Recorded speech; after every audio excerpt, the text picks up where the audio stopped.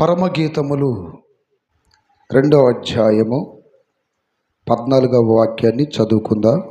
పరమగీతములు 2వ అధ్యాయం 14వ వాక్యం. బండ సందులలో ఎగురు నా పావురమా, పేటు బీటులను ఆశ్రయించు నా పావురమా, నీ స్వరము మధురము, నీ ముఖము మనోహరము, నీ ముఖము నాకు కనబడనిమ్ము. దేవుని స్తోత్రాలు చెప్పండి గట్టిగా. ఇక్కడ రాయబడిన మాట ఏంటంటే, బండ సందులలో ఎగురు నా పావురమా.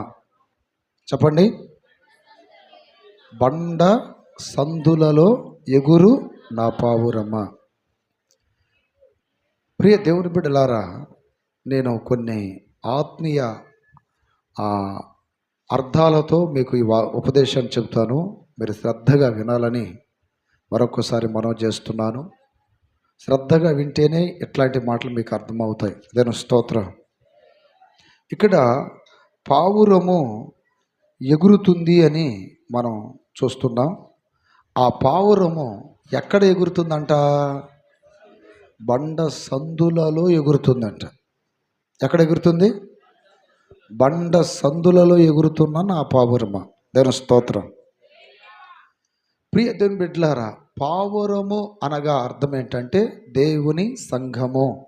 పావురం అంటే ఏంటి? దేవుని సంఘము. విశ్వాసులు, అలాగే సంఘ పెద్దలు, సేవకుల సముదాయమైన సంఘము పావురానికి సాదృశ్యంగా ఉంది. ఈ పావురం అనబడుతున్న సంఘము ఎక్కడ ఎగురుతుందంట? బండ సందులలో అని రాయబడింది.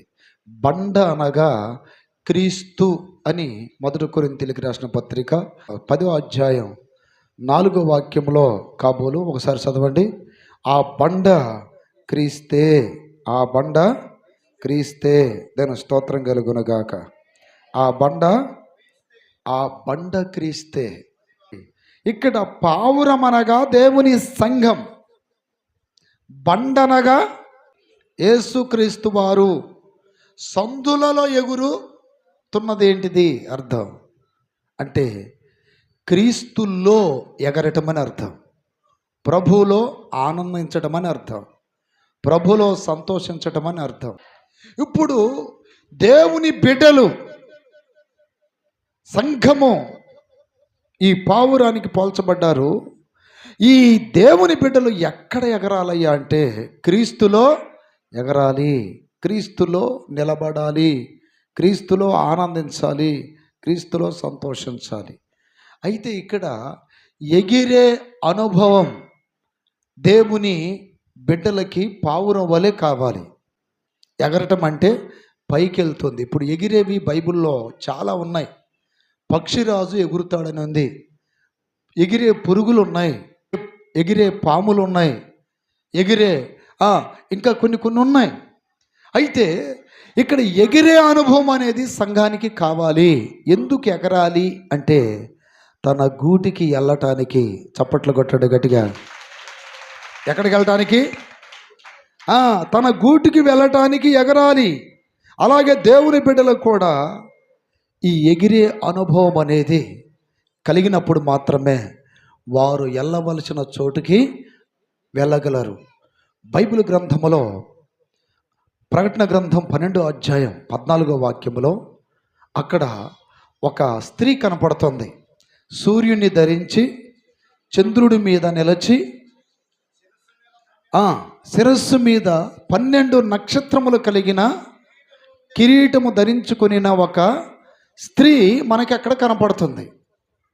ఈ స్త్రీ గర్భము ధరించి ఒక మగబిడ్డని కననై ఉండగా ఘట సర్పము నోరు తెరుచుకొని చూస్తుందంట. ఎప్పుడు బిడ్డని కంటే అప్పుడు మింగేయాలి అని.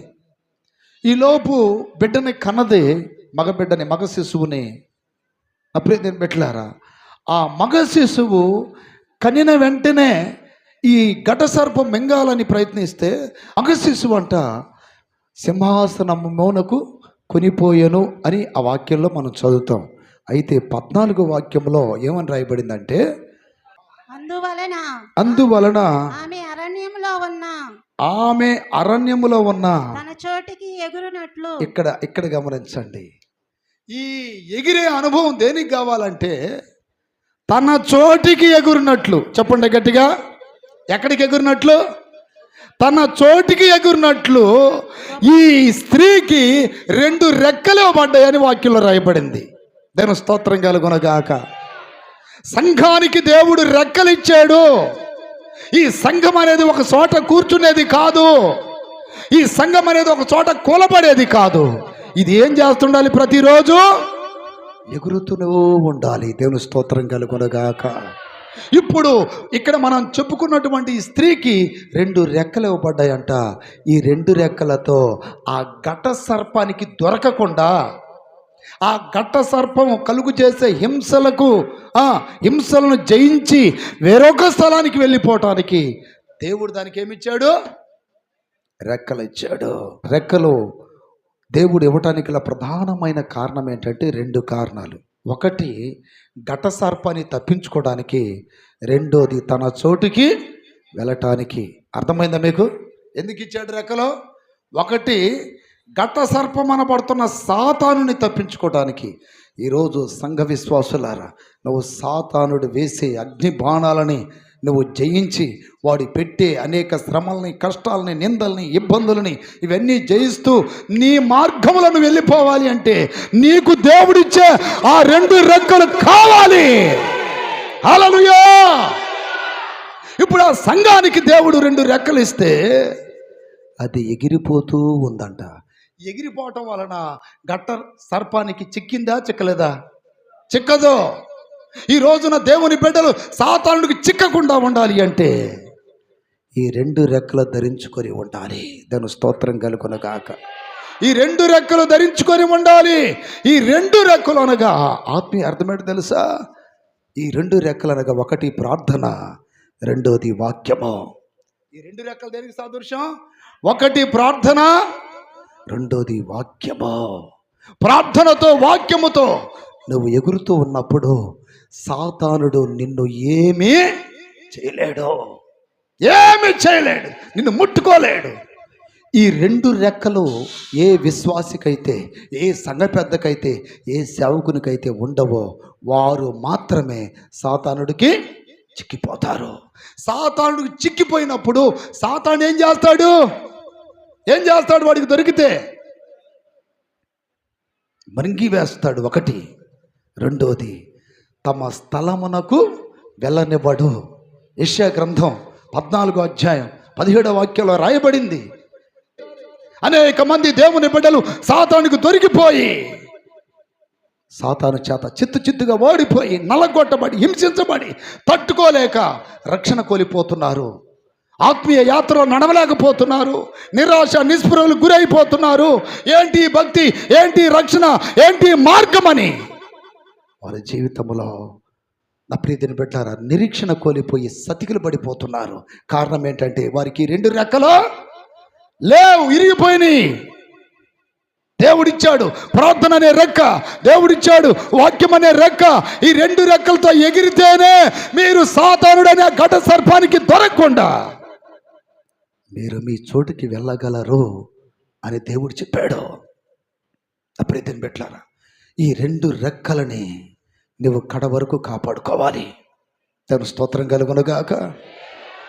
14వ అధ్యాయం 17వ వాక్యం చదువు. ఏమని రాయబడింది అక్కడ? లోకమును అడవిగా చేసి దాని పట్టణములను పాడు చేసిన వాడు ఇతడేనా? చూడండి తాను చెరపట్టిన వారిని తాను చెరపట్టిన వారిని అంటే దొరికించుకున్న వారిని, వాడు పట్టుకున్న వారిని ఎక్కడ పోనివ్వట్లేదు? తమ నివాస స్థలములకు పోనివ్వడం లేదు. మన నివాస స్థలములు ఎక్కడున్నాయి? యేసు ప్రభువారు అంటాడు, యోహాను సువార్త 14వ అధ్యాయం 2వ వాక్యములు అంటున్నాడు, నా తండ్రి ఇంట అనేక నివాసములు కలవు, లేని ఎడల నేను మీతో చెప్పుదును. నేను వెళ్ళి మీకు స్థలము సిద్ధపరిచి తిరిగి వచ్చి నేనుండే స్థలములో మిమ్మల్ని కూడా తీసుకువెళ్తాను అన్నాడు. ఈరోజు ఆ స్థలానికి వెళ్ళాలని ఆశ లేదా? నిరీక్షణ లేదా?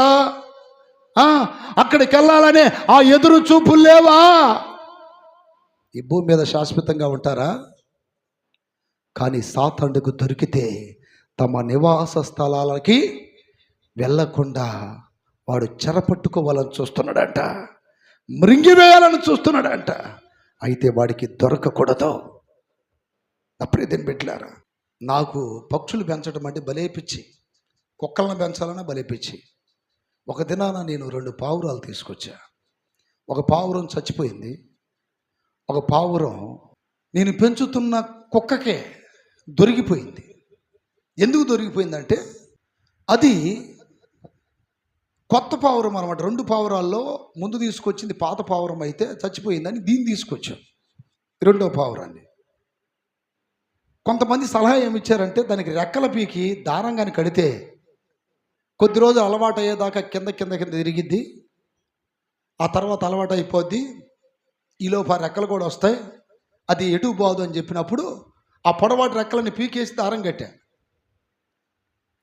ఇప్పుడు దానికి ఎగరటానికి ఏమి లేవు, రెక్కలు లేవు. ఈలోపు నేను పెంచుతున్న కుక్క ఏం చేసిందంటే దాన్ని చూసి పొయ్యి అమాంతంగా దాన్ని కుతికి పట్టుకుంది, చంపేసేసింది. దూరంలో నేను ఆలోచిస్తున్నా, నేను చాలా తప్పు చేశానే, అనవసరంగా దాని రెక్కలనే ఇరిచేశానే. రెక్కలు కానీ ఉంటే అది దానికి దొరికేది కాదు, అది చనిపోయి ఉండేది కాదు. అయ్యో నేను చాలా తప్పు చేశానని ఒకరోజు అంతా బాధపడ్డానండి నేను. ఈ రోజున చాలామంది రెక్కలు ఎరగొడుతున్నాడు సాతానుడు. ఆ రెక్కలు ప్రార్థన లేకుండా చేస్తున్నాడు. ఏకూసావు ప్రార్థన లేదు, వ్యక్తిగత ప్రార్థన లేదు, కుటుంబ ప్రార్థన లేదు, ఉపవాస ప్రార్థన లేదు, సంఘ ప్రార్థన లేదు. ఈ ప్రార్థన అనే రెక్కపోతే సాతానుడికి అవలేలగా నువ్వేమైపోతావు, దొరికిపోతావు. సరే ప్రార్థన లేదు కదా, వాక్యం ఉందియా? వాక్యం ఉంది. ఒక్క రెక్కతో ఎగరగలదా పక్షి? ఒక్క రెక్కతో ఎగరలేదు. ప్రార్థన ఎంత ఉందో వాక్యం అంత ఉండాలి. ఈ 2 రెక్కలు కలిగిన వాడిని సాతానుడు ఏది చేయలేడు. నేను స్తోత్రం కలుగునగాక, స్తోత్రం కలుగునగాక. శ్రమపరచని, బాధపరచని, నిందలు వేయని, అవమానాలు వేయని, అందరు విడిచిపెట్టి పోని ఆ పక్షికి ఏమున్నాయి? రెక్కలున్నాయి, అది ఎగిరిపోగలదు. దేవుని స్తోత్రం కలుగునగాక. ఈ 2 రెక్కలు అప్పుడు పెట్టారా, ఇరిగిపోయినా సాతానుడికి దొరికిపోతావు. ఈ 2 రెక్కలు గాయపరచబడినా దొరికిపోతావు. ఈ 2 రెక్కలకి మించిన నీ శరీరము బాగా ఇదంటారు చూడండి, బలిసిపోయి బరువెక్కిపోయినా నువ్వు ఎగరలేవు. ఎగరాలి అంటే లిమిట్గా ఉండాలి పక్షి. దాని రెక్కలకు మించిన శరీరం కానీ వస్తే అది ఎగరగలదా? ఎగరలేదు. రెక్కలు మోయగలిగినంత శరీరం ఉండాలి. ఎక్కువైంది అనుకోండి లెగవలేదు. అది బ్యాలన్స్డ్గా ఉండాలి. దేవుని స్తోత్రం కలుగునగాక. ఏంటి అర్థం? నీ ప్రార్థన కంటే నీ శరీర తత్వాలు ఎక్కువ ఉండకూడదు. నీ వాక్యము కంటే నీలో ఉన్న శరీర గుణాలు ఎక్కువ ఉండకూడదు. నీలో శరీరం అనేది దినదినము నలగొట్టబడి, నీ శరీరము దినదినము దేవునికి లోపరచబడి ఆత్మచేత శరీర క్రియలు చంపితే తప్ప నీ శరీరము తేలికగా మారలేదు. తేలికగా ఉన్నప్పుడు ఈ రెక్కలు ఏం చేస్తాయి? నిన్ను ఎత్తైన స్థలానికి తీసుకెళ్ళిపోతాయి. ఎత్తైన స్థలానికి. దేవుని బిడ్డలారా, ఈ రెక్కలు సరిగా ఉన్నాయా లేదా పరీక్షించుకోండి. ఈ రెక్కలు సరిగా లేకపోతే నువ్వు ఎగరలేవు. ఏదో ఒక మృగము చూసిద్ది, ఏదో ఒక కుక్క చూసిద్ది, ఏదో ఒక దురాత్మలు సాతాను శక్తులు చూస్తాయి, అటు ఇటు కాకుండా చేస్తాయి నిన్ను. అందుకని రెక్కలు కరెక్ట్గా ఉండాలి. ఒక దినాన దావీదు అంటాడు, చదవండి వాక్యాన్ని, 90వ కీర్తన 10వ వాక్యంలో అంటాడండి, మా ఆయుష్కాలం 70 సంవత్సరములు, మా ఆయుష్కాలం 70 సంవత్సరములు, అధిక బలమున్న ఎడల 80 సంవత్సరములు అగును, అయినను వాటి వైభవము ఆయాసము దుఃఖమే, అది త్వరగా గతించును, మేము ఎగిరిపోదుము. ఏమన్నాడు ఇక్కడ కీర్తనకారుడు? మేము ఎగిరిపోదుము. ఈరోజు మీరు చెప్పండి ఒకసారి, చేయి పైకెత్తి, మేము ఎగిరిపోదుము అని. ఎక్కడికి ఎగిరిపోవాలి? నీ చోటికి ఎగిరిపోవాలి. నువ్వు దేవుడు కట్టిన అదిగో ఆ నూతన యెరూషలేమనే పట్టణానికి ఎగిరిపోవాలి. ఎగిరిపోవాలి నువ్వు. దేవుని స్తోత్రం కలుగును గాక, స్తోత్రం కలుగును గాక. మనిషికి దేవుడిచ్చింది 70 సంవత్సరాలు, అధిక బలం ఉంటే 80 సంవత్సరములు. మీ కాలము తొందరగా గతించిపోతుంది, మేము ఎగిరిపోదుము అంటున్నాడు. చూశారు అక్కడ ఎంత గొప్ప నిరీక్షణ. ఈ రోజున విశ్వాసి, ఈ రోజున సంఘ పెద్ద, ఈ రోజు సేవకుడా ఎగిరిపోవాలనే ఒక నిరీక్షణ నీకుందా? ఎగిరిపోవాలనే నిరీక్షణ నీకుందా? పంచభూతములు లైవేంద్రమైపోతాయని వాక్యం చెప్తుంది. పంచభూతములు కాలిపోతాయంట. నువ్వు కట్టుకున్న ఇల్లు మిగలదు, నువ్వు కొన్న వస్తువులు మిగలవు. పంచభూతాలు, భూమి, ఆకాశం, గాలి, నీరు, అగ్ని కాలిపోతాయని దేవుని యొక్క వాక్యం సెలవిస్తుంది. భూమి మీద ఏ మానవునికి స్థిరముగా నిలబడి నివసించే అవకాశం ఉందా? వెళ్ళిపోవాల్సిందే. భక్తుడు అంటున్నాడు, మేము ఎగిరిపోదుము. 70 సంవత్సరములు, అధిక బలం ఉంటే 80 సంవత్సరములు, అంతకు మించి లేదు. ఇక ఇప్పటికే 50 సంవత్సరాలు వచ్చిన వారు ఇక్కడ ఉన్నారు. ఇప్పటికే 40 ఏండ్లు వచ్చిన వాళ్ళు ఇక్కడ ఉన్నారు. ఇప్పటికే 60 ఏండ్లు వచ్చిన వాళ్ళు కూడా ఇక్కడ ఉన్నారు. ఇప్పటికే 30 ఏండ్లు వచ్చిన వాళ్ళు ఉన్నారు. ఇంకెంతకాలం? ఇంకెంతకాలం? నువ్వు సిద్ధపడాల్సింది దేని కొరకంటే, నీ కొరకు దేవుడు సిద్ధపరిచిన ఆ స్థలమునికి ఎగిరిపోవునట్లు ఎప్పుడు బలంగా రెడీగా ఆ నిరీక్షణతో నువ్వు బ్రతకాలి. 50వ కీర్తనలో కూడా అంటాడు చూడండి, 55:6, ఆహా గొవ్వల వలె రెక్కలున్న ఎడల నేను ఎగిరిపోయి నెమ్మదిగా ఉందునే. చూడండి, నేను ఎగిరిపోయి నెమ్మదిగా ఉందునే. భక్తుడు అంటున్నాడు, గువ్వల వలె. ఇది కాదయ్యా అది. ఎంతమందికి ఉంది నిజంగా దేవుడు ఇప్పుడు పిలిస్తే వెళ్ళాలని? దేవుడు పిలిస్తే వెళ్తారా? లేదయ్యా, జాడికి మాడికాయ పచ్చడి పెట్టుకున్నాం, అది అయిపోయేదాకా తిన్నయ్య అంటారా? లేకపోతే ఇద్దరు పిల్లలు పెళ్ళిళ్ళుకున్నారు, వాళ్ళు పెళ్ళిళ్ళు అయ్యేదాకన్నా కాస్త బ్రతకనే స్వామి అంటారా? అయ్యా కట్టుకుంటున్నాం, ఒక ఇల్లు సగం పూర్తయింది, ఇంకా సగం కావాలి. అయ్యా ఇదిగో పిల్లలకి చదివించాం, వాళ్ళకి ఉద్యోగాలు వచ్చేదాకైనా ఉంచాయి అంటారా? అట్ట అనకూడదు. నువ్వు పిలిస్తే ఐఎమ్ రెడీ. కొట్టి చప్పట్లు గట్టిగా. అక్కడ ఆహా గువ్వవలే నాకు రెక్కలున్న ఎడల, భక్తుడంట గువ్వలకెళ్ళి చూశాడంట. ఆహా గువ్వల వలె నాకు రెక్కలున్న ఎడల నేను ఎగిరిపోయి నెమ్మదిగా ఉందునే. చూడండి, నెమ్మదిగా ఉంటానే. దేవుని స్తోత్ర. ఎగిరిపోయి నెమ్మదిగా ఉంటానే. కొంతమంది బాధపడుతుంటారు, అన్నయ్య కష్టాలు అన్నయ్య, బాధలు అన్నయ్య, శ్రమలు అన్నయ్య, ఒకటే వేదనలు అన్నయ్య, ఏం చేస్తావు అన్నయ్య? ఈ భూమి మీద నీకు అయ్యే కలుగుతాయి, కానీ నీకు నెమ్మది కలిగేది ఎక్కడ కాదు, ఎక్కడ? అక్కడ దుఃఖం ఉండదు, అక్కడ వేదన ఉండదు, కష్టాలు ఉండవు, కన్నీళ్ళు ఉండవు, ఏమీ ఉండదు. దుఃఖము లేదు, వేదన లేదు. ఇక్కడ అన్నీ ఉన్నాయిగా. దుఃఖం ఉంది, వేడుంది, భర్తతో సావు, భార్యతో సావు, పిల్లలతో సావు, అప్పులతో సావు కదా, అన్ని సావులే. ఒక భక్తుడు అంటాడు చూడండి, దినదినము చనిపోవు క్రీస్తులో బ్రతుకుచున్నాము, వదకు సిద్ధపడిన గొర్రెల వలె మేము చస్తున్నాం రోజు. పౌలు అంటాడు, వదకు సిద్ధపడిన గొర్రెల్లా రోజు చచ్చిపోతున్నాం, బ్రతుకుతున్నాం. సావు బ్రతుకుల పోరాటం ఈ జీవితం. నెమ్మది కలుగుద్ది ఒక్క దినాన. ఈ దేహమనబడుతున్న ఈ మర్రి చెట్టు అనే త్వరలో నుండి గబ్బిలం ఎగిరిపోయినట్టు, గుడ్ల గోపి ఎగిరిపోయినట్టు ఏదో ఒక దినాన ఈ శరీరంలో ఆత్మ ఎగిరిపోద్ది. ఎక్కడికి? నిత్యానందములోనికి. హల్లెలూయా.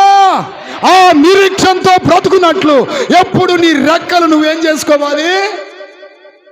బలపరుచుకుంటూ ఉండాలి. ప్రార్థన తగ్గకూడదు, వాక్య ధ్యానం తగ్గకూడదు. బ్యాలెన్స్డ్గా ఉండాలి. బ్యాలెన్స్డ్గా నా ప్రార్థన నన్ను కాపాడితే, నా వాక్య ధ్యానం నన్ను కాపాడితే, దేవుడు మనకు విలువైన రక్షణ ఇచ్చాడు, విలువైన ఉపదేశం ఇచ్చాడు, విలువైన సంఘాన్ని ఇచ్చాడు, విలువైన పరిచర్యను ఇచ్చాడు, విలువైన నిరీక్షణ ఇచ్చాడు, విలువైన విశ్వాసం ఇచ్చాడు. దానిని కాపాడుకోవాలి జాగ్రత్తగా. సాతానుడికి దొరికావంటే నిన్ను మింగుతాడు, నీకు ఇచ్చిన విలువైన అన్నిటినీ మింగేస్తాడు. కలిగిన దాన్ని గట్టిగా పట్టుకోమని ఎందుకు హెచ్చరిక వస్తుంది? జాగ్రత్త, జాగ్రత్త. ఎరేసి చేపను పట్టినట్టు నీకు వేరేస్తాడు సాతానుడు. డబ్బు వేర, సుఖం అనే వేర, స్త్రీ అనే వేర, తిండి అనే వేర, రకరకాల ఎరలేస్తాడు. దొరికిపోయావా, కుక్క దొరికిన పక్షిలాగా అయిపోతావు. సాతానుడికి దొరికితే వాడు ఏం చేస్తాడంట? లోకమును అడవిగా మారుస్తున్నాడంట. లోకం ఎట్ట మారుస్తున్నాడు? అడవిలో ఏముంటాయి? మృగాలు. అడవిలో ఏముంటాయి? మృగాలు. దేవుని బిడ్డలారా, ఎప్పుడు ఈ విధమైనటువంటి ప్రార్థన వాక్యం అనుభవాలు బ్యాలెన్స్డ్గా ఉండండి. స్తోత్రం. మన కళ్ళ ముందు ఎంతోమంది పరిగెత్తి మధ్యలో ఆగిపోతారు. ఎంతోమంది అలసిపోతారు. ఎంతోమంది మేము వెళ్ళలేమయ్యా, నడవలేమయ్యా అంటారు. కానీ బహుమతి ఎవరికి?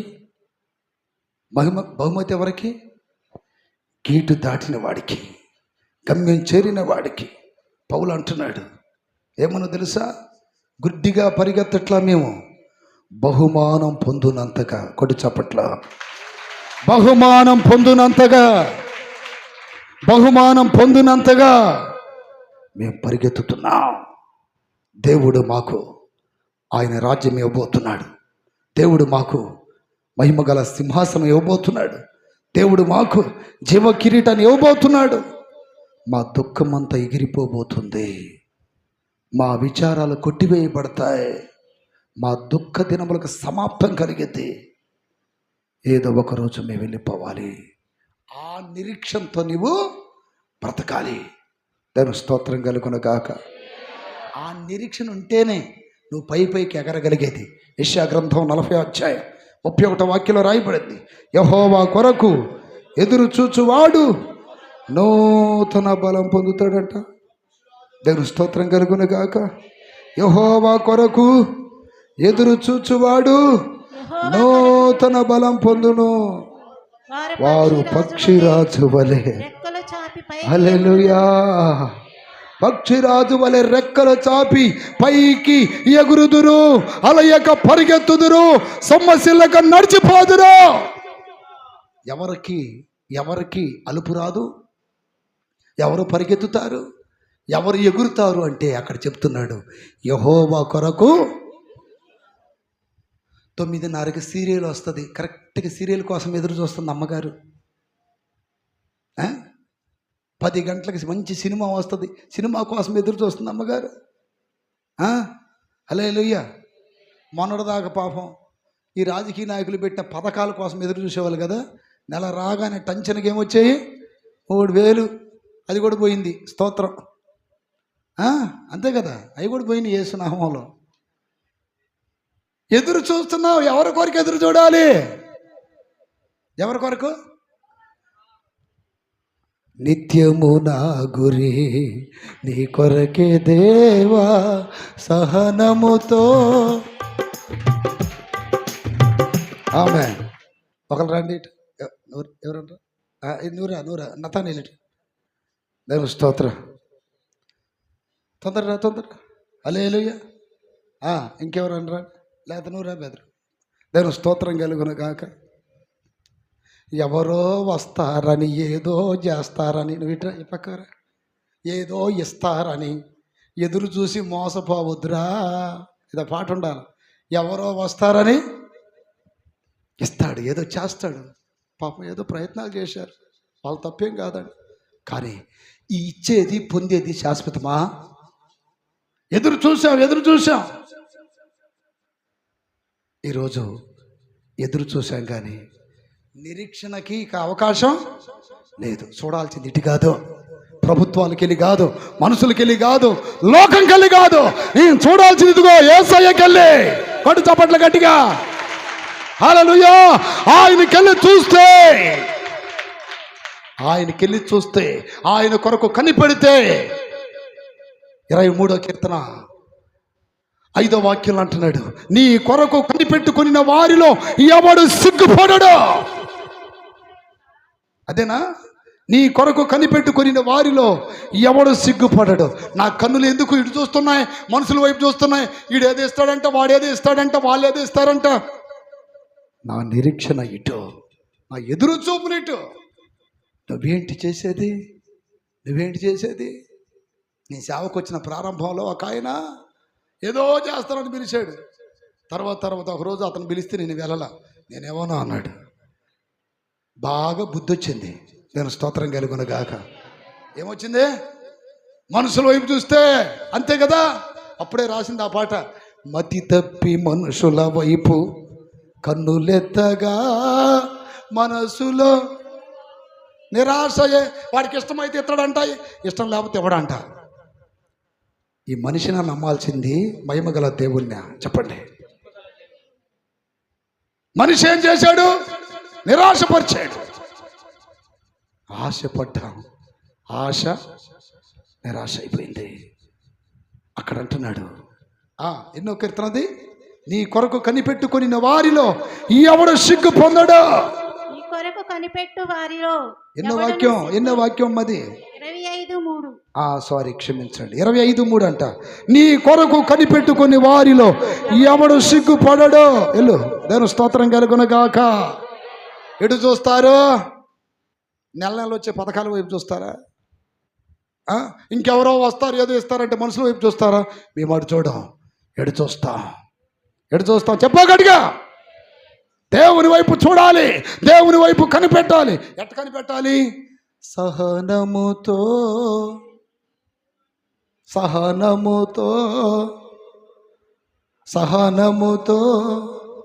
నీ పక్కనే ఉంటారు ఎవరో ఒకరు, వాళ్ళు ఏదో ఇస్తారు, వాళ్ళ కోసం ఎట్ట చూస్తూ ఉంటాం. చూసి కళ్ళు కాయలు కాస్తాయి నీకు.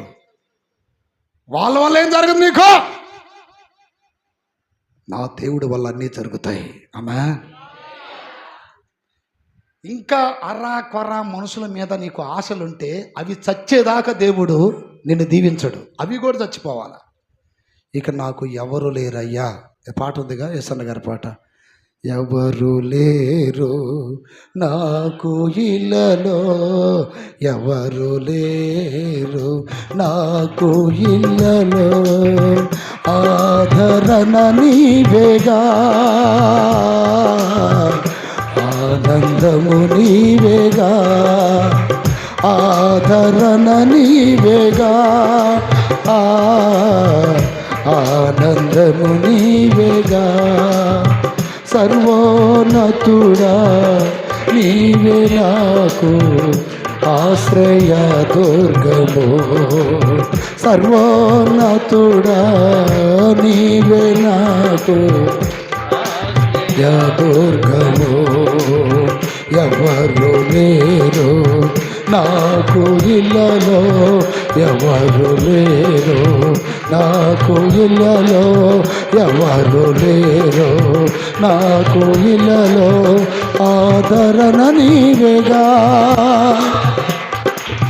ఆశ్రయము నీవేగా, ఆదరణ నీవేగా, ఆశ్రయము నీవేగా, ఆదరణ నీవేగా.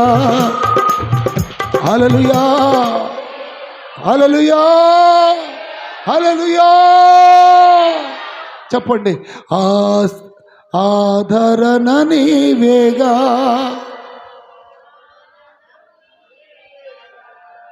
ఇటు చూడాలి, ఇటు చూడకూడదు, ఇటు చూడాలి, ఇటు చూడకూడదు.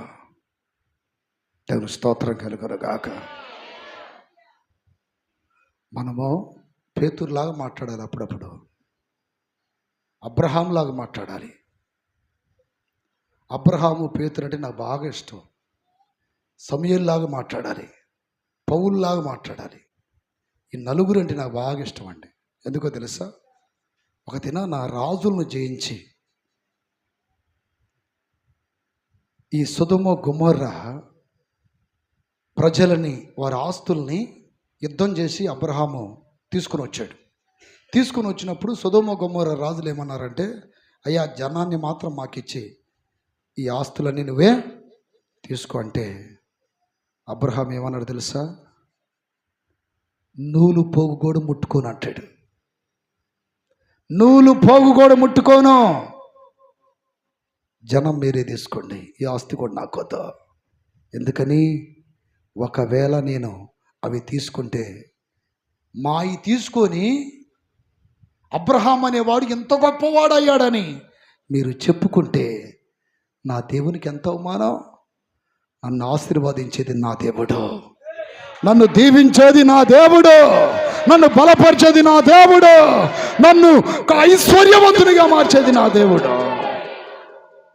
ప్రమాణం చేసుకుంటున్నాడిట, మీరు ఇచ్చిన ఈ ఆస్తులో నూలు పోగొండి నాకు వద్దన్నాడు. అంతే. అందుకని అబ్రహాం అంటే ఇష్టం. సమూయేలు అంటే ఎందుకు ఇష్టమో తెలుసా? నేను మీ దగ్గర ఏమైనా వెండి కానీ, బంగారం కానీ, గాడిద కానీ, గొర్రెలు కానీ ఏమైనా ఆశించానా అన్నాడు. అందుకని సమూయేలు ఇష్టం. పేతురు అంటున్నాడు, వెండి తీసుకొచ్చినప్పుడు నీ వెండి నీతో కూడా నశించునుగాక, డబ్బుకి కక్కుర్తి పడలా. పేతురు. పౌలు అంటున్నాడు, ఎవరి మీద మేము ఆధారపడలేదు, ఎవరి దోసుకోలేదు, మా సొంత చేతులే కష్టపడుతున్నాయి, ఈ సొంత చేతులతో కష్టపడి మేము బ్రతుకుతున్నాం అంటాడు. వీళ్ళందరూ ఎవరి మీద ఆధారపడ్డారా? దేవుని స్తోత్రం కలుగునుగాక, స్తోత్రం కలుగునుగాక, స్తోత్రం కలుగునుగాక. ఏదో నీ మీద జాలి పడిస్తున్నామన్నా, నీ డబ్బు నాకు అవసరం లేదు, నాకు దేవుడు ఇస్తాడు. ఈ మధ్య నేను ఒక ప్రాంతం పోతే వచ్చేటప్పుడు ఒక ఆమె నాకు కానుకిచ్చింది. చెప్పాను, ఆయిల్ కొట్టించుకోండి అన్నా అని. జాలి పడిస్తున్నావా? నాకు జాలి పడిస్తున్నావా ఆయిల్ కొట్టించుకోమని? ఏదో కారు కని ఎత్తున్నాడు. వా, నీ ముష్టి నాకు అవసరం లేదు, దేవుడికని ఎత్తనాన్ని తీసుకో అన్నా అన్నది. పోయి కానుక డబ్బాలు వేసిపా. నేను పాస్టర్ గారికి ఇచ్చాను, ఆయిల్ కొట్టించుకొని తిరుగుతున్నాడు. ఎంతమందికి చెప్తావు నువ్వు? నీ ముష్టి నాకు అవసరం లేదు, నా దేవుడు నాకు ఇస్తాడు. చప్పట్లు గట్టి గట్టిగా చెప్పండి. హల్లెలూయా. నువ్వు మొదటిగా నువ్వు చెప్పినప్పుడు ఇదిగో కానుక ఇస్తున్నానని తీసుకునేవాడిని. నువ్వేమన్నా ఆయిల్కి ఇస్తానంటావా అంటే, ఆమెను మేము కోటానికి తీసుకొచ్చాం, కోటానికి తీసుకొచ్చినందుకు ఆయిల్కి ఇస్తుందంట నాకు. అంటే నువ్వు ఇస్తే ఆయిల్కి మేము పోసుకొని తిరగాల? కానుకగా ఇస్తున్నానంటే ఇవ్వు, లేకపోతే లేదు. కానుకైతే డబ్బాలో వేసిపో. నువ్వు ముందు ఆ మాట నాకు ఒకటొద్దు అన్న. రోషంగా బ్రతకండి, స్తోత్రం, పౌరుషంగా జీవించండి. ఆయన కొరకు కనిపెట్టుకుని వారిలో ఎవరిని ఆయన సిగ్గు పరచడు. భిక్షమెత్తనేవాడు, సింహపు పిల్లలు ఆకలితో అలమటించిన నేను చెప్పాక, ఒక పాస్టర్ నువ్వు ఈ కోడానికి వచ్చి ఇద్దాం అనుకున్నాను కానీ నువ్వు రాలేదు కాబట్టి నేను ఇవ్వలేదని. నేనే ఒక రోజు నీకు తీసుకొచ్చి కానికిస్తానని ఇచ్చొచ్చా 10,000 రూపాయలు. చప్పట్లు కొట్టి గట్టిగా చెప్పండి. హల్లెలూయా. మాకు అన్నము లేదు, బియ్యము లేవు, అయి లేవు, ఈ లేవు, డబ్బు లేవని మనుషుల దగ్గర ఇట్ట బిక్కు మొహం పెట్టుకొని, ఏడు మొహం పెట్టుకొని లేవు లేవు అనమాకండి. ఎంత రంగం ఎవరికి తెలియాలి? దేవునికి తెలియాలి. నేను ఈ వారంలో ఒక ప్రాంతానికి ఇష్టింకి వెళ్ళగానే ఒక ఇంట్లో 2 చిన్నపిల్లలు, తల్లికి ఏమో ఆపరేషన్ అయ్యి మంచం మీద పడుకుంది. ఫోన్ చేస్తే వాళ్ళని ఆదరించడానికి, పరామర్శించడానికి ఎవరో ఒకరు ఉంటారు కదా ఆపరేషన్ చేసిన మనిషి దగ్గర అని నేను అట్లా పోతా నాకెందుకో డౌట్ వచ్చి కొన్ని ఫ్రూట్స్ తీసుకెళ్ళా. పానీలే పాపం పేద విశ్వాసులని. అడగపోగానే ఆ చిన్న పిల్లోడు, అంటే ఆమె కూతురు కొడుకు, పొయ్యి మీద బాండి పెట్టి ఎప్పుడో పాత గొట్టాల ప్యాకెట్ ఉందంట, కొద్దిగా నూనె పోసుకొని వేపుకోవడం చేతగా చేతులు కాల్చుకుంటున్నారు. నేను దగ్గరికి పోయి, అన్నం తినలేదా మీరు? పొద్దునుండి అన్నం లేదని అనగానే బాధ కలిగిందండి. పొద్దునుండి అన్నం లేదు, వాళ్ళ అమ్మ కూడా అన్నం తినలేదు. చుట్టుపక్కల మీ వాళ్ళు ఉన్నారు, ఎవరు రాలేదా? ఎవరు రాలేదనగానే ప్రాణం తరక్కపోయింది. కారు అక్కడ పడేసి 6 కిలోమీటర్లు మా స్కూటీ వేసుకొని వెళ్ళి వాళ్ళకి భోజనం తీసుకొచ్చి, ఆమెకి ఇడ్లీ తీసుకొచ్చి, దారి పొడుగుతా, అన్నా ఏందన్నా స్కూటీ మీద వెళ్తున్నారు, మీరు అక్కడ కదా వచ్చిందండి. ఆడ పరిస్థితి బాగలేదు అని చెప్తావా? పరిస్థితి బాగలేదని చెప్తావా? ఆమె చెప్తుంది విశ్వాసి. దేవుడు ఎవరొకరి ద్వారా సహాయం చేయకుండా ఉంటాడు. ఎవరికి ఫోన్ చేయలేదన్నా అన్నది. చప్పట్లో గట్టి గట్టిగా చెప్పండి. దేవుడే ఎవరొకరి ద్వారా ఈరోజు మా ఆకలి తీరుస్తాడని అనుకుంటున్నాను. టయానికి మీరు వచ్చారు. అప్పుడే దీన్ని పెట్టారా, నేను గుజ్జున గుళ్ళ అవతల అదేది అండి బృందావన గార్డెన్లోకి వెళ్ళి అవి భోజనం పార్సల్ తీసుకొచ్చి ఇచ్చి, ఏం కాదు మళ్ళీ రెండో రోజు మళ్ళీ నేను భోజనం పంపిస్తా, మీరేం భయపడదండి, భోజనం నడిచింది ఎవరు రాలేదయ్యా అని నువ్వు వాటి కనిపెట్టు. ఇప్పుడు దాకా నేను వస్తున్నానని సంగతి జస్ట్ నీ ఫోన్ చేసినప్పుడు రా అన్నావు, కానీ నీకు భోజనం పెడుతున్నాను పెట్టబోతున్నాను సంగతి నీకు తెలియదుగా. నువ్వు ఎవరి దగ్గర ఎదురు చూస్తున్నావు ఇప్పుడు దాకా? అట్నే ఎదురు చూడు. అప్పుడు దీన్ని పెట్టలా, నిన్న కూడా నేనే భోజనం పంపించే ఎవరి శ్వాసనిచ్చి కనిపెట్టండి. మన దేవుడు మనల్ని సిగ్గుపరచడు. దేవుని స్తోత్రం కలుగునుగాక. మన దేవుడు మనల్ని సిగ్గుపరచనివాడు, తలదించుకునేవాడు, ఏదో ఒక విధముగా కార్యం చేస్తాడు. ఆ టైంలో 10:30 సమయంలో తీసుకొస్తే ఆవురమంట పిల్లలు తింటుంటే నన్ను తినమన్నారు. నాకు బాగా ఆకలి అవుతుంది. నేను చెప్పాను, ఇప్పుడు నేను తిన్నాను, నాకు ఆకలి అవ్వలేదు. నేను తిన్నాను అనుకోండి, నాకు సరిపోదు, అది నాకు ఇప్పుడు లేదు. నేను ఇందాక టిఫిన్ చేసి వచ్చానని చెప్పి మరలా పేరిచర్లా వచ్చిన తర్వాత ఎక్కడా లేదు భోజనం. ఆ రాత్రి అంతా స్తోత్రాలు చెప్పుకుంటూ కడుపు మార్చుకొని పడుకున్నాం. కానీ ఇక్కడ మీకు చెప్పాల్సిన విషయం ఏంటంటే, వాళ్ళంతా ఉదయం నుండి ఎవరో ఒకరి ద్వారా మాకేమవుతుందని ఎదురు చూస్తున్నారు. కనిపెట్టండి. దాని స్తోత్రం కలుగునగాక, స్తోత్రం కలుగునగాక, స్తోత్రం కలుగునగాక. ఆయన కొరకు కనిపెట్టుకుని వారిలో దేవుడు ఎవరినే సిగ్గుపరచడు. దాని స్తోత్రం కలుగునగాక. అక్కడ ఏమని రాయబడి, యెహోవా కొరకు ఎదురు చూసువాడు బలం వస్తుంది. దేవుని కొరకు ఎదురు చూస్తున్నప్పుడు, ఆయన సన్నిధిలో కూర్చున్నప్పుడు దేవుడు నాకు చేస్తాడు చేస్తాడు చేయగలడు. అలా కాకుండా వాళ్ళ మాట వీళ్ళ మాట వింటున్నావు అనుకో, నిరుత్సాహపడిపోతావు. వాళ్ళు అనే మాట వీళ్ళు అనే మాటలు నేను దిగదారుస్తాయి. నువ్వు వినాల్సింది ఒక్కరి మాట. ఎవరి మాట? కొడు చప్పట్ల గట్టిగా హల్లెలూయా, హల్లెలూయా. దేవుని మాట మాత్రమే నిన్ను బలపరచగలదు. దేవుని మాట మాత్రమే నిన్ను ఆదరించగలదు, ధైర్యపరచగలదు.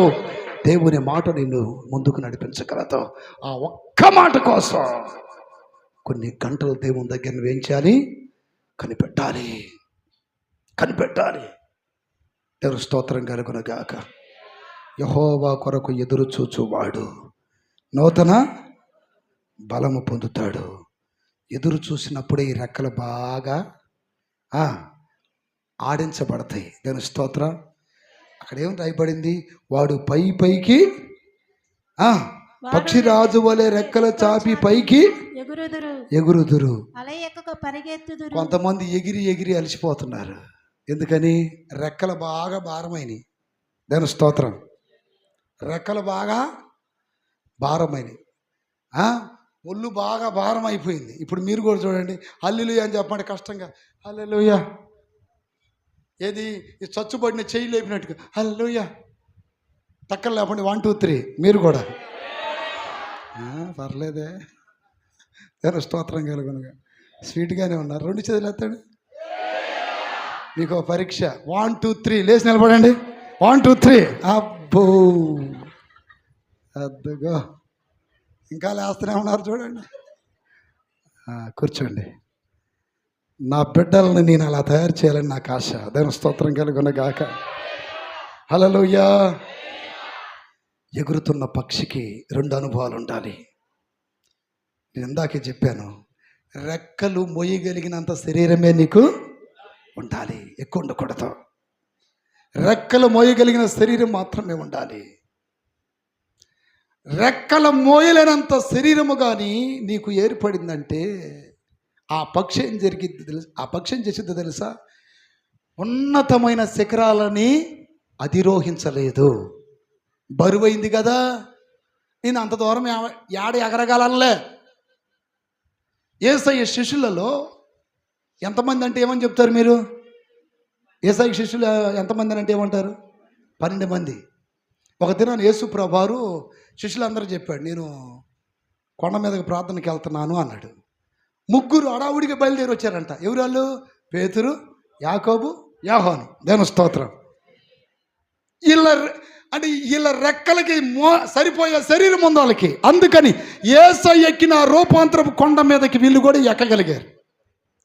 కానీ 9 మంది ఉన్నారు చూడండి, వాళ్ళకి రెక్కలు ఉన్నాయి కానీ ఎగిరే.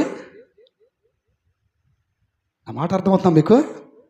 కింద ఏం చేస్తున్నారు? గిల్లలు ఆట ఆడుకుంటున్నారా? ఇదంటారు అష్టాచమ్మ ఆట ఆడుకుంటున్నారా? గురువు ఎక్కడుంటే అక్కడ పోవాలిగా. ఈ టైపు బ్యాచ్ వాళ్ళ సంఘాల్లో కూడా ఉంటారు కొంతమంది. సంఘాల్లో కూడా బద్ధకం. నేను స్తోత్రం కలుగును గాక. ఏ ప్రార్థన పెట్టినా పరిగెత్తే వాళ్ళు ఇది 3. యేసయ్య ఎక్కడ పోతే అక్కడికి మేము వస్తాం అనేవాళ్ళు. కానీ 9 మంది మీరు వెళ్ళిరాంట్లే, మీరు వెళ్ళిరాంట్లే. ఒక ఆయనకి ఒక పక్షి దొరికిందంట. ఒక పక్షి దొరికితే ఆ పక్షిని తెచ్చుకొని దానికి పిస్తా పప్పు, జీడిపప్పు, ఆ పప్పు ఈ పప్పు బాగా పెట్టి దాన్ని బాగా మేపాడంట. దాన్ని కొత్తగా అందరు జాగ్రత్తగానండి, దీంట్లో ఒక సత్యం మీకు అర్థమైంది. అది తీసుకొచ్చినప్పుడు బాగా ఎగిరేదంట. దేవుని స్తోత్రం కలుగును గాక. ఈ పిస్తా పప్పు, జీడిపప్పు, ఆ పప్పు ఈ పప్పు అని పెట్టిన తర్వాత బాగా బలిచిపోయి ఆ ఇంటి ముందు ఒక చెట్టు కొమ్మ ఉంటే కొమ్మ మీద నుండి అసలు లెగవట్లేదంట. ఉత్సవం అన్నా లెగవట్లేదంట, అసో అన్నా లెగవట్లేదంట. ఆ ప్రాంతంలో ఈ పక్షులకు సంబంధించిన నాలెడ్జి కలిగిన వాళ్ళందరిని పిలిపించి, అయ్యా ఈ పక్షి ఎందుకు లెగవట్లేదు ఏంటి అది అని అంటే, వాళ్ళు పాపం కొన్ని జిమిక్కులు చేశారు కానీ అదే లెగవట్లా.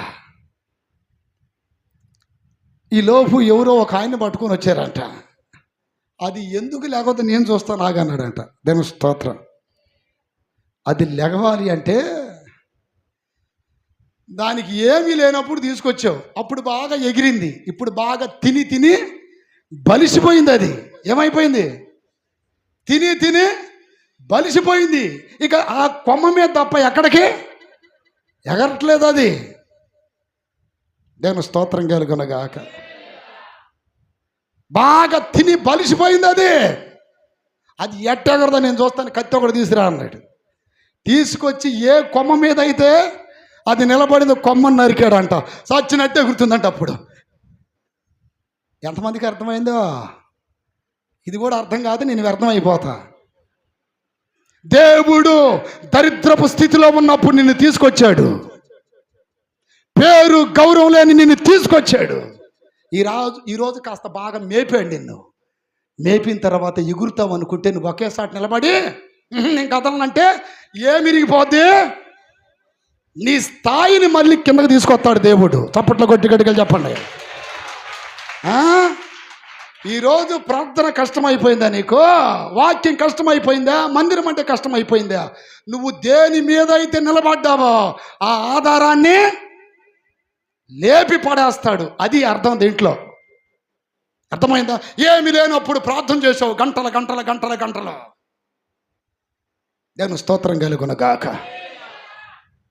ఒక 5 సంవత్సరాల కిందట దేవుడు నాతో మాట మాట్లాడాడు. ఇది మీకు నవ్వు అనిపించవచ్చు కానీ యథార్థం. ఒక రూము కూడా లేని పరిస్థితుల్లో ఉన్నప్పుడు కొండల్లోకి గుట్టల్లోకి వెళ్ళి ప్రార్థనలు చేసుకున్న, వ్యక్తిగత ప్రార్థన. అన్నీ ఇచ్చిన తర్వాత ఈ కోటాలు అని చెప్పి వ్యక్తిగత ప్రార్థన పోయింది. ఒకరోజు దేవుడు అన్నాడు, ఈ మధ్య నాతో నువ్వు ఎక్కువసేపు గడపట్లేదు, ఉన్నాయని తీసేయమంటావు, నాతో గడుపుతావా అన్నాడు. ఏమన్నాడు? ఉన్నాయని తీసేయమంటావా, నాతో గడుపుతావా అన్నాడు. భయం వేసింది. ఆ రోజు నుండి ఈ రోజు వరకు ప్రతిరోజు 3-4 గంటల దేవుడితో గడపడానికి నిశ్చయించుకున్నా. చప్పట్లు గట్టిగా చెప్పండి. హల్లెలూయా. నేను దిగను అంటుంది అది. నేను ఇక్కడ నుండి బయటికి రాను, ఈ రూమ్ నుండి బయటికి రాను, ఓ అట్ట ఇట్ట ఆ మందిరంలోకి పోతే ఏంటే రేకులు కాస్త చెమట పట్టిద్ది అది ఇది అని అంటే దేవుడు అంటాడు, మొదటి స్థితిని మళ్ళీ నీకు గుర్తు ఎగరవా, కత్తి తీసిరా అన్నాడు. ఏ స్థితిలో ఉన్నా మొదటి ప్రాముఖ్యత ఎవరికి వాళ్ళు చెప్పండి. కొట్ట చప్పట్లు గట్టిగా. హల్లెలూయా. నాకు పని ఉంది, నాకు కుదరదు, నాకు ఏరే డ్యూటీ ఉంది, నాకు కుదరదు, నాకు ఏరే ఫంక్షన్ ఉంది, నాకు కుదరదు, మొత్తం మడత కట్టి దాన్ని ఏమంటారు మూట కట్టి ఏం చేస్తాడు, తీసుకెళ్ళి పడేస్తాడు ఎక్కడో. దాని స్తోత్రం కలుగును గాక. మొత్తం ముడేసి తీసుకెళ్ళి బయట పడేసి ఏమీ లేని వానిగా చేస్తాడు. మళ్ళీ అప్పుడు ఎక్కడికి రావాలి, మొదటి స్థితికి రావాల్సిందే. ఒకరోజు యోబుకి మొదటి స్థితిని గుర్తు చేశాడు. ఏ స్థితిని? మొదటి స్థితిని. దాని స్తోత్రం కలుగును గాక. మనం ఎగురుతామని దేవుడు మనల్ని మేపుతాడు. ఆమేన్. ఎగురుతామని మేపుతాడు, బలపరుస్తాడు. మనం ఎగరకుండా ఒకేసాట స్తంభించిపోయామనుకోండి, అప్పుడు దేవుడు కోపడతాడు. దేవుని స్తోత్రం కలుగును గాక. ఎగరాలి మనము? పక్షిరాజు వలెనే పైకెగరి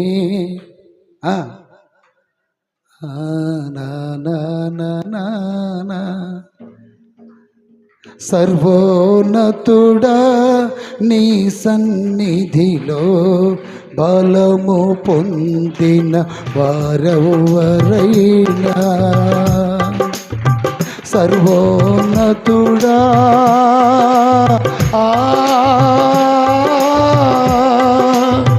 సర్వోన్నతుడా నీ సన్నిధిలో బలము పొందిన వారెవరైనా అలసిపోలేదు ఎన్నడూ, అలసిపోలేదు ఎన్నడూ, అలసిపోలేదు ఎన్నడూ, అలసిపోలేదు ఎన్నడూ.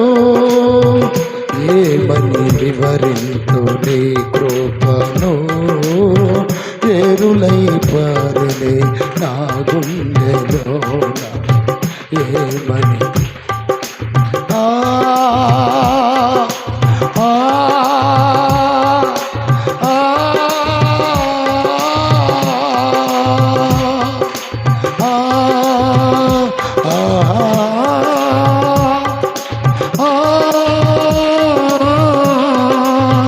అలసిపోలేదు ఎన్నడూ, అలసిపోలేదు, అలసిపోలేదు, అలసిపోలేదు, అలసిపోలేదు ఎన్నడూ. అలసి షాబా బాబాలారా ఉర్రా బాబా షాల. సర్వోన్నతుడా నీ సన్నిధిలో బలము పొందిన వారెవరైనా, సర్వోన్నతుడా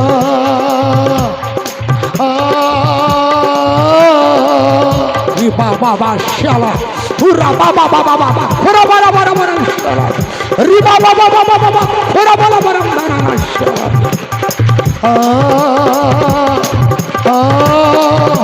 అలసిపోలేదు,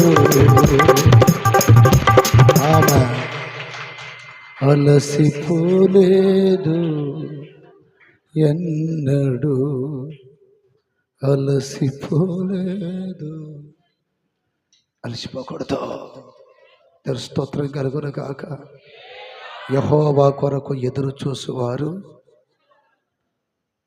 కాలేబు అంటాడు, మోషే నన్ను పంపిన నాడు నాకెంత బలమో. ఈ మధ్య చాలామంది మోకాళ్ళు ఉంచలేకపోతున్నారు, చేతులు ఎత్తలేకపోతున్నారు, ఉపవాసాలు ఉండలేకపోతున్నారు.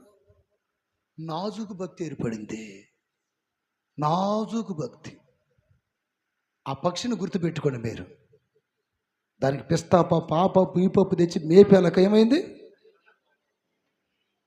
దేవుడు అన్ని దీవెనలు ఇచ్చిన తర్వాత ఈరోజు అన్ని విధాలుగా దీవిస్తే ఇప్పుడు అది దాని సాకులు చెప్తావా?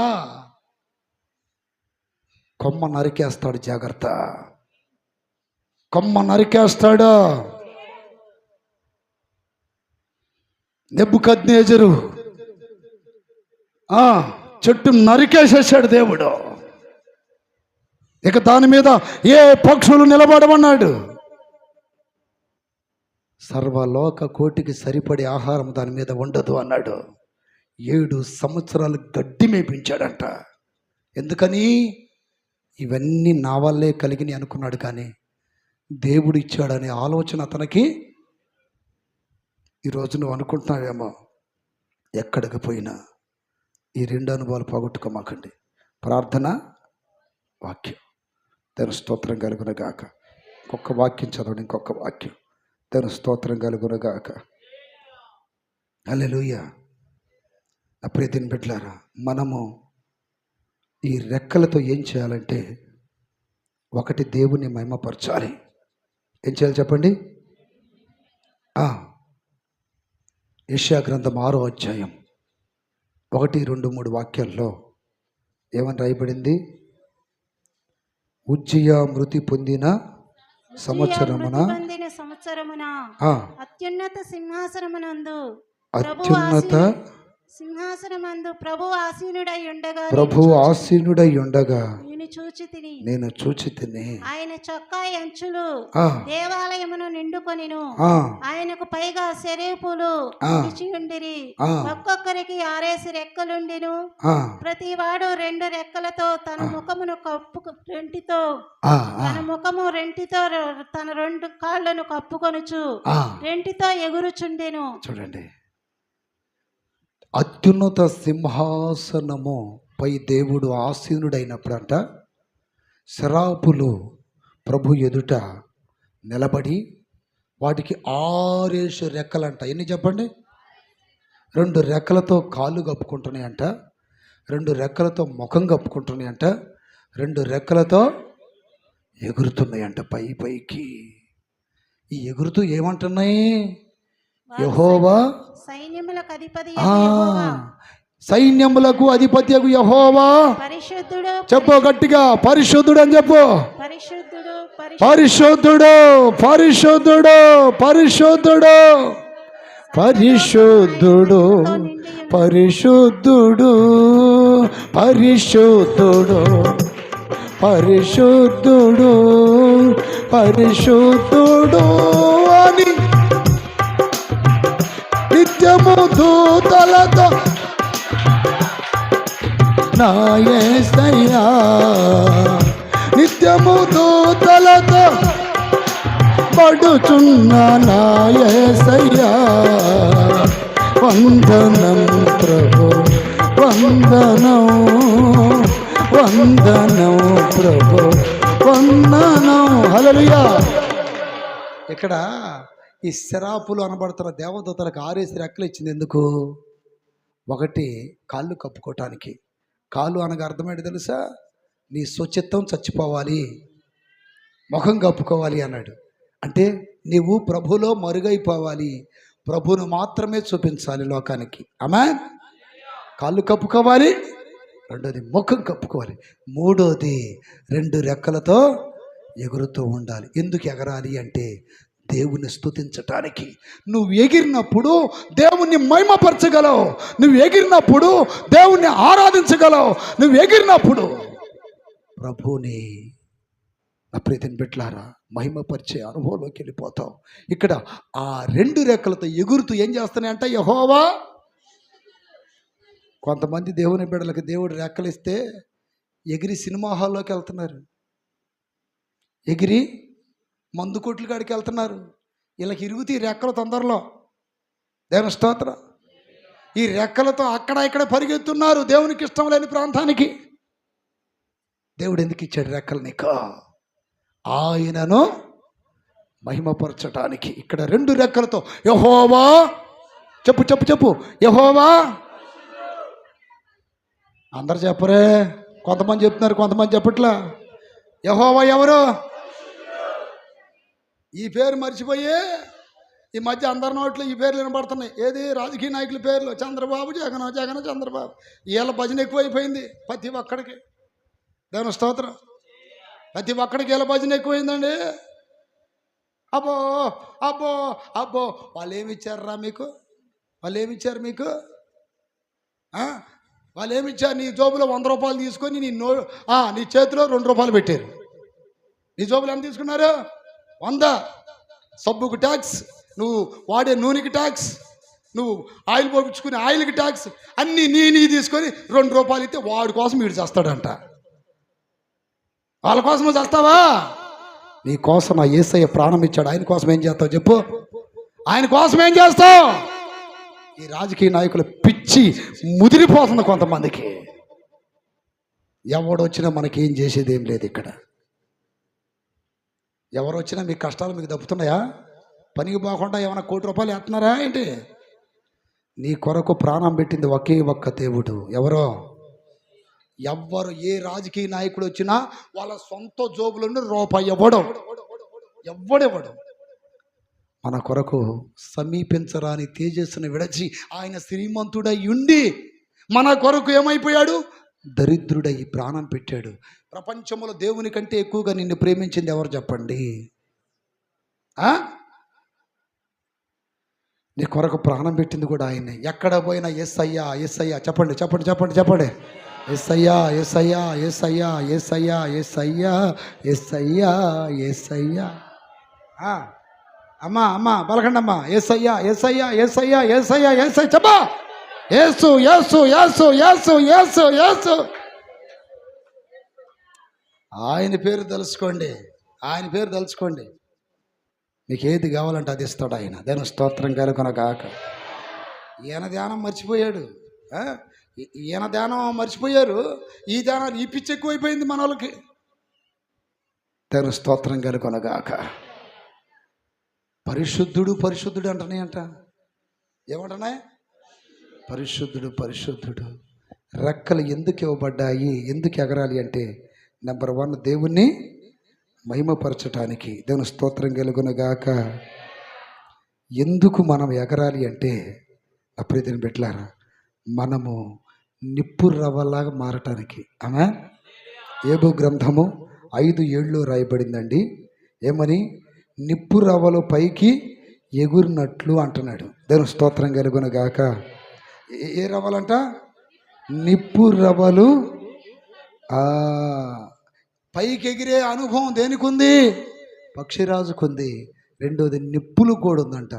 దేవుని బిడ్డలన్న దేవుడు అంటున్నాడు, మీరు ఎదవరకే మంటవలనని నేను ఎంతో ఆశపడ్డాను అంటాడు. కానీ కొంతమంది ఇప్పటికీ మండలేదంట. దేవుని స్తోత్రం కలుగునుగాక. రాత్రి నుండి మండియాలని అనుకుంటున్నాడు. పాపం మండారో లేదో? మండారా? రాత్రి నుండి మండుతున్నారా? మండితే అల్లు చెప్పడం ఒకసారి. కొంతమంది ఇంకా రాలేదా? రారు. దేవుని స్తోత్రం. ఇప్పుడు రారు. అదే మనిషికి 5,000 పెన్షన్ ఇస్తున్నారంట అని చెప్పండి. ఎన్ని అమ్మా ఇప్పుడు వద్దులే, ఒక నెల తర్వాత తీసుకుందిలే. నాకేం పనులు లేవులే, వస్తున్నాలాగయ్యో, నాకేం పనులు లేవులే అయ్యా, వస్తున్నాలయ్యా. దేవుని స్తోత్రం కలుగునుగా. అందుకనే నా జనులకి జ్ఞానం లేక చెరపట్టబడుతున్నారు, నశించిపోతున్నారు అంటున్నాడు. దేనికి ఎక్కువ విలువ ఇవ్వాలో, దేనికి తక్కువ విలువ ఇవ్వాలో ఇంకా అర్థమో కాలేదు. దేవుని స్తోత్రం కలుగునుగాక. నిప్పు రవ్వలు ఏమవుతున్నాయి అంట? పైకి ఎగురుతున్నవి. దేవుని స్తోత్రం కలుగునుగాక. స్తోత్రం కలుగునుగాక. ఎగిరేది నెంబర్ 1 పక్షిరాజు, నెంబర్ 2 నిప్పు రవ్వ, ఎగిరేది. మూడోది పురుగు. ద్వితీయోపదేశ కాండం. కేవలం రెఫరెన్స్లు రాసుకోండి, వివరించడానికి నా సమయం లేదు. యోబు గ్రంథం 5:7. అలాగే పురుగు కూడా ఎగిరిద్దని ద్వితీయోపదేశ కాండం 14:20 రాయబడింది.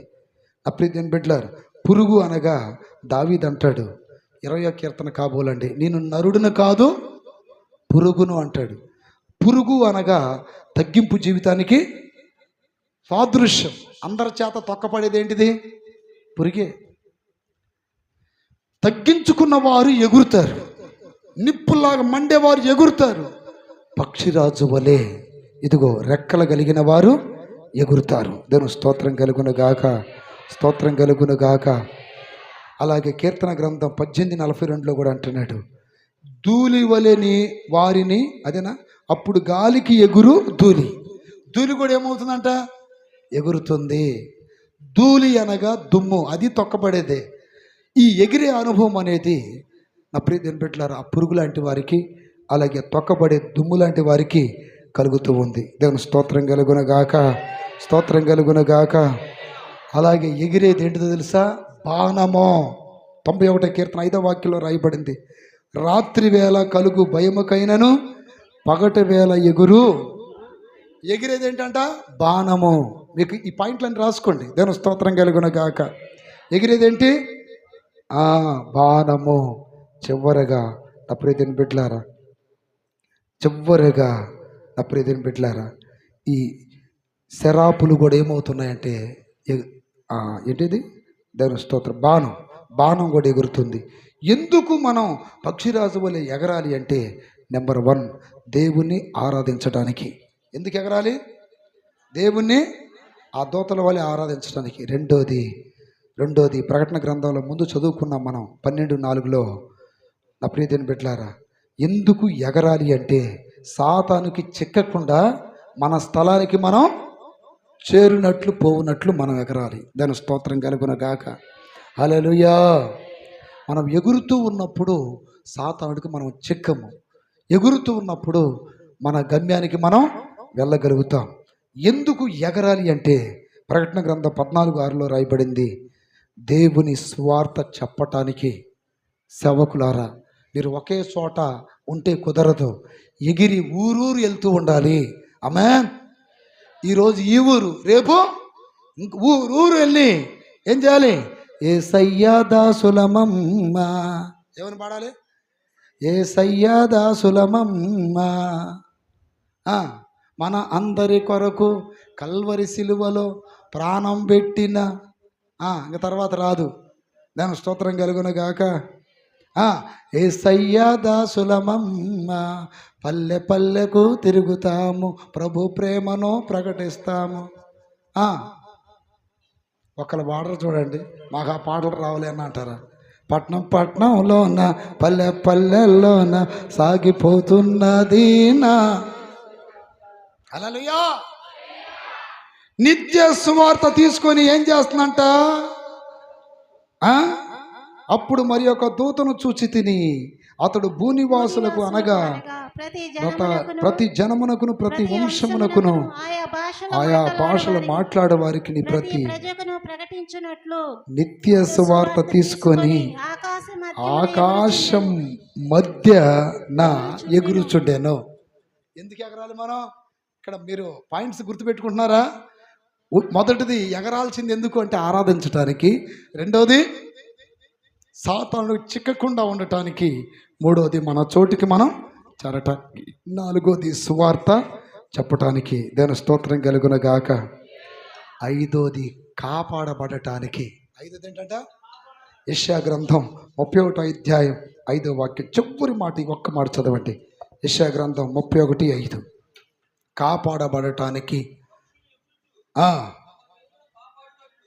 చూడండి, పక్షులు ఎగురుచు తమ పిల్లలని కాపాడునట్లు సైన్యములకు అధిపతియగు యెహోవా యెరూషలేమును కాపాడును. చప్పట్లు కొట్టి గట్టిగా చెప్పండి.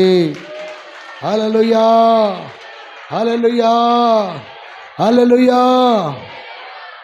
అందరి పైకి ఇష్టపడండి. ప్రియ దేవుని సంగమా, మనం ఎగరాలి, పక్షిరాజు వల్ల ఎగరాలి, పైకి ఎగరాలి.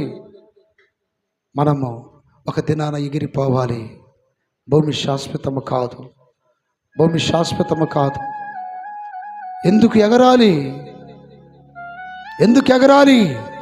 దేవుణ్ణి ఆరాధించటానికి. ఎందుకు ఎగరాలి? సాతానుకి చిక్కకుండా ఉండటానికి. ఎందుకు ఎగరాలి? మన చోటుకి చేరుకోవటానికి. ఎందుకు ఎగరాలి? సువార్త ప్రకటించటానికి. ఎందుకు ఎగరాలి? మన పిల్లల్ని కాపాడుకోవడానికి. దేవుడు ప్రార్థన అనే రెక్కనిచ్చాడు, వాక్యం అనే రెక్కనిచ్చాడు. ఎల్లప్పుడూ యెహోవా కొరకు ఎదురు చూచుచు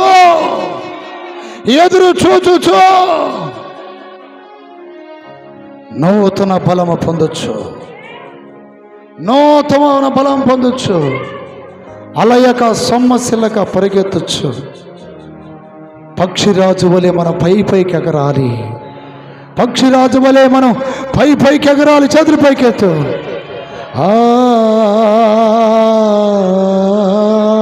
ఎగిరే అనుభవం కావాలి నాయన, ఎగిరే అనుభవం కావాలి. రాబాబాషాలారా, గువ్వలు ఎగురునట్లు, పావురాలు ఎగురునట్లు రప రప రప రప రప రప లాడాలి. ఓ రాబాబాషాలారా రిబల ఖతుర బల బరబరదలియా.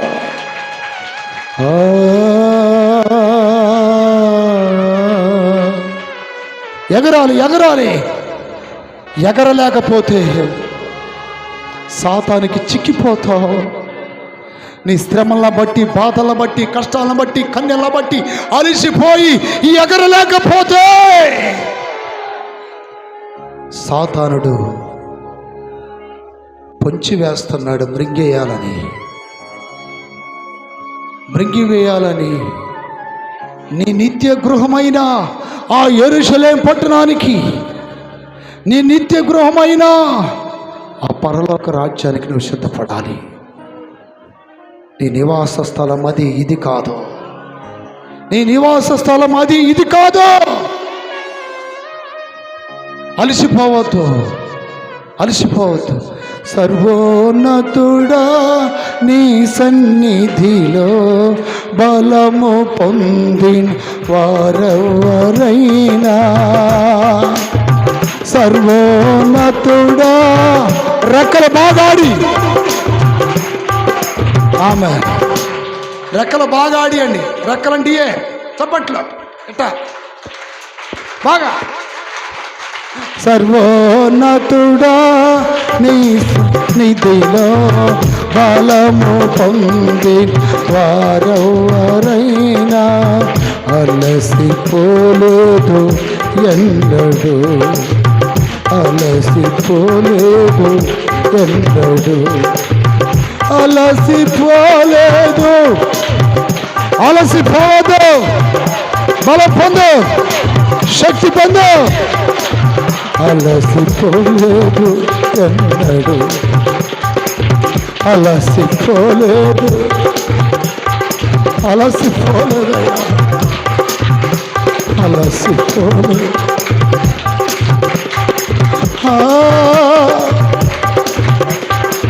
సర్వోన్నతుడా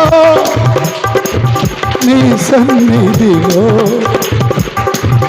బలము పొందిన వారెవరైనా అలసిపోలేదు, అలసిపోలేదు,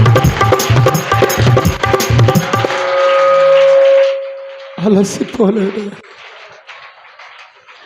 అలసిపోలేదు ఎన్నటూ యాశల. సర్వోన్నతుడా నీ సన్నిధిలో బలము పొందిన, నన్ను బలపరచయాల్సిపోకుండా, నన్ను శక్తితో నింపయాల్సిపోకుండా, నన్ను బలపరచయాగిపోకుండా పక్షిరాజు వలె పైకి ఎగురునట్లు, పక్షిరాజు వలె నా నివాసమునకు చేరినట్లు అలసిపోలే కనిపెడుతున్నానయ్యా.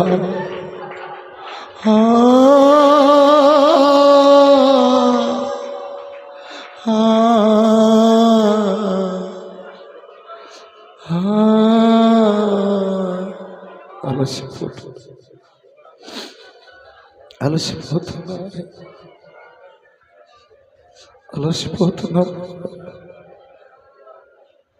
అలసిపోలేదు ఎన్నడు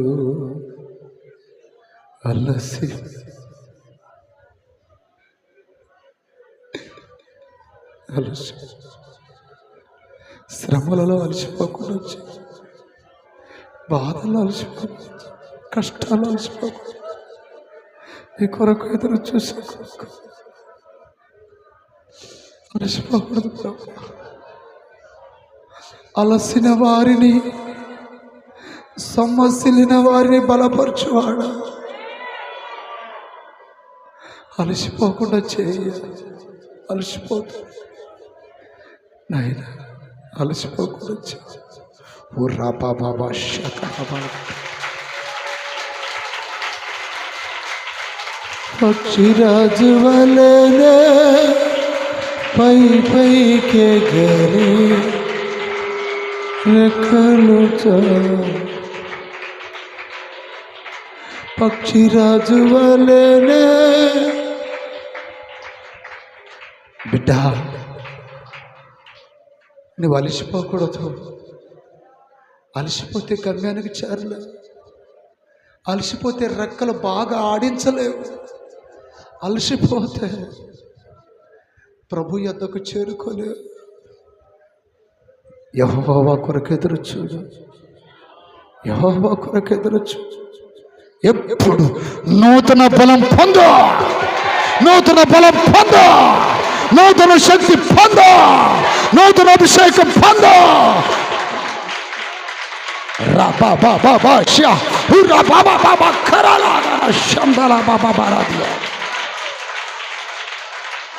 శక్తి శక్తి బంధు, శక్తి బంధు, శక్తి బంధు, శక్తి బంధు, శక్తి బంధు, శక్తి బంధు.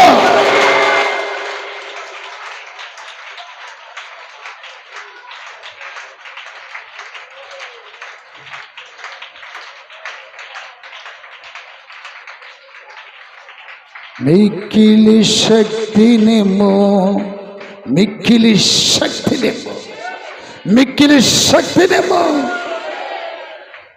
నీ యొక్క బలము నాకవసరమని ప్రభువా నీవే. అందరూ దైవ శక్తి పొందాలి.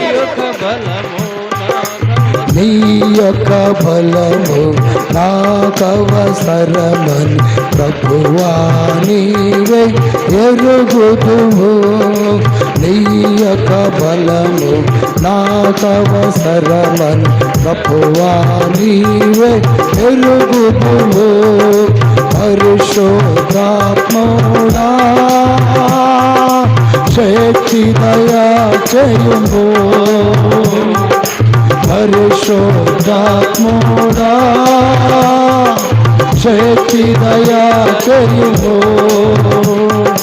నీ యొక్క బలము నాకవసరమని ప్రభువా నీవే ఎరుగుదువు. నీ యొక్క బలము నాకవసరమని ప్రభువా నీవే ఎరుగుదువు.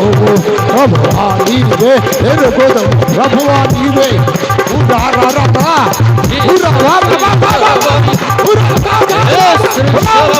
శక్తి శక్తి శక్తి శక్తి శక్తి శక్తి.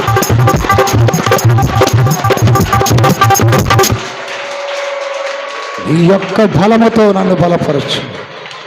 నీ శక్తితో నన్ను బలపరచు. ఆమేన్. హల్లెలూయా. స్తోత్రాలు చెప్పండి గట్టిగా. ఒక్కసారి ప్రార్థన చేయండి. నన్ను బలపరచయ్యా.